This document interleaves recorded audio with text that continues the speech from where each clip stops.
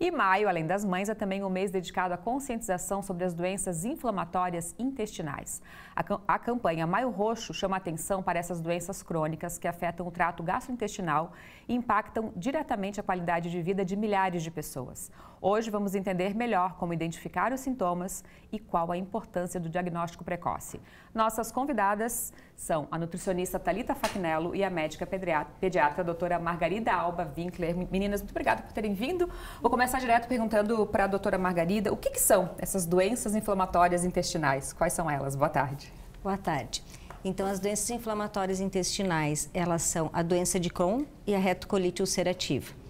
Pode, algumas vezes, no início da doença, não conseguir catalogar qual que é, né? Então, dizer uma colite indeterminada. Mas, geralmente, ou é o Crohn ou é a retocolite. O que diferencia entre elas, que a doença de Crohn, ela pode começar com lesões desde a boca até o ânus. Então, ela pega todo o trato digestivo. Ela tem lesões não em continuidades, elas são salteadas as lesões e são lesões mais profundas, tem um quadro clínico geralmente mais complexo. E a retocolite ulcerativa, ela pega só a parte do intestino grosso, ela é mais superficial, tem um controle um pouco diferente da doença de Crohn, mas também compromete bastante a qualidade de vida.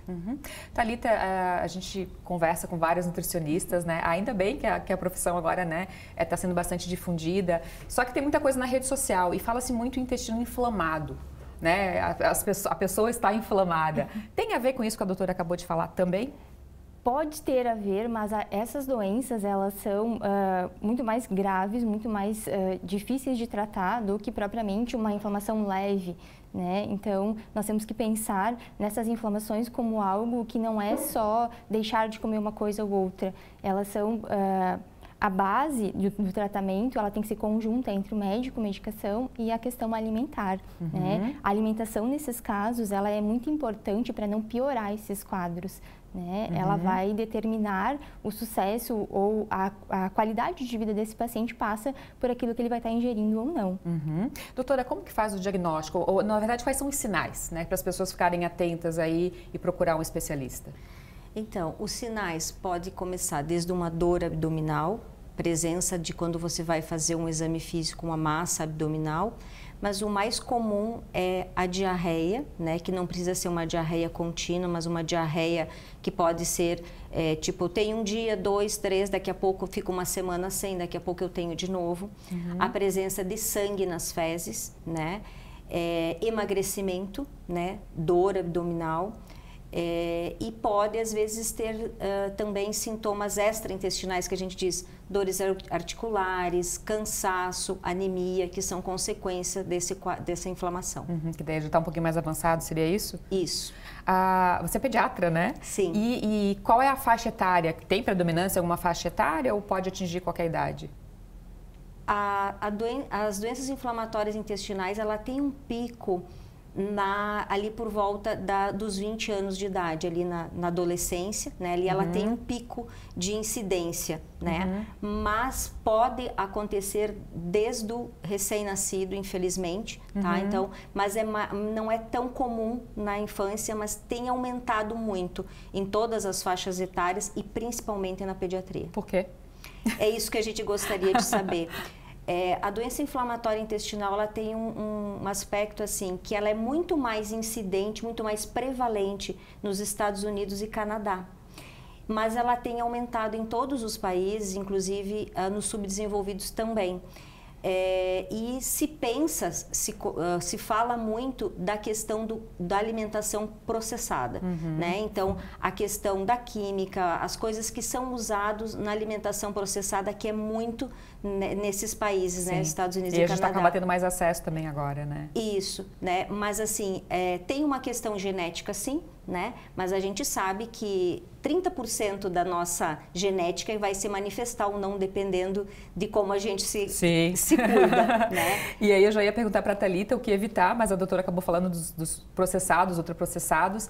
E o que poderia ajudar, nesse caso, a prevenir, se é que a gente pode dizer assim? Comida de verdade. Comer comida de verdade. Aquela história do desembalar menos e descascar mais, ela faz todo sentido. Porque esse tipo de alimento natural que está presente na natureza e que estava muito mais presente antigamente na mesa das pessoas do que hoje, o nosso corpo sabe processar. Ao ponto em que todos os industrializados com estabilizantes, corantes e todo esse monte de aditivos químicos, o nosso corpo não consegue processar tão bem. E o reflexo disso pode acontecer no intestino estar acumulando coisas e não conseguindo processar direito esse negócio, fazendo com que a gente tenha, então, o despertar dessas doenças, né? Uhum.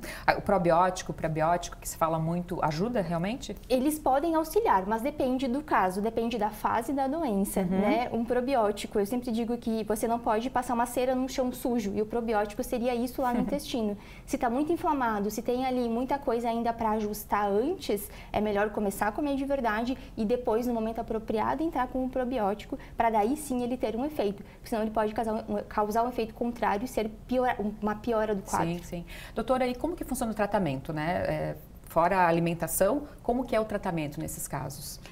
Então, existem dois tipos de tratamento. Na pediatria, a gente procura escalonar o tratamento, começar com tratamentos mais leves, porque é uma doença que pode ser para a vida toda. A Crohn, principalmente, é para a vida toda. Então, temos tratamentos muito modernos, que são os imunobiológicos, e tem vários tipos de imunobiológicos, né? Então, assim, vai depender do estágio da doença que você está, né? Então, se você, como eu disse, na pediatria a gente começa com o que é mais fraquinho e vai aumentando conforme essa criança vai crescendo, se essa doença vai aumentando. Tem que lembrar que isso interfere na imunidade, no crescimento, principalmente da massa óssea. Né? Então, na pediatria, a gente tem um cuidado redobrado, porque eu tenho que fazer essa criança crescer saudável, né? Eu tenho que cuidar, inclusive, dessa massa óssea. Então, todos esses medicamentos interferem nisso. Então, na pediatria, a gente tende a isso. Nos adultos, às vezes, não. Eles já começam com um imunobiológico mais forte para controlar a doença já o quanto antes, né? Mas são medicamentos orais ou injetáveis, que são os imunobiológicos, vão controlar, que dependendo, às vezes você faz uma dose, você tem que fazer no hospital, né, ou numa clínica que aplica a cada 8 semanas, né, então você fica lá 2 horas recebendo o medicamento. Tá certo. Meninas, muito obrigada, Thalita, doutora Margarida, por terem vindo, por esses esclarecimentos, né, claro que rende muito mais o assunto, mas é pra gente dar esse alerta aí. Até uma próxima, boa semana. Obrigada, igualmente. Até.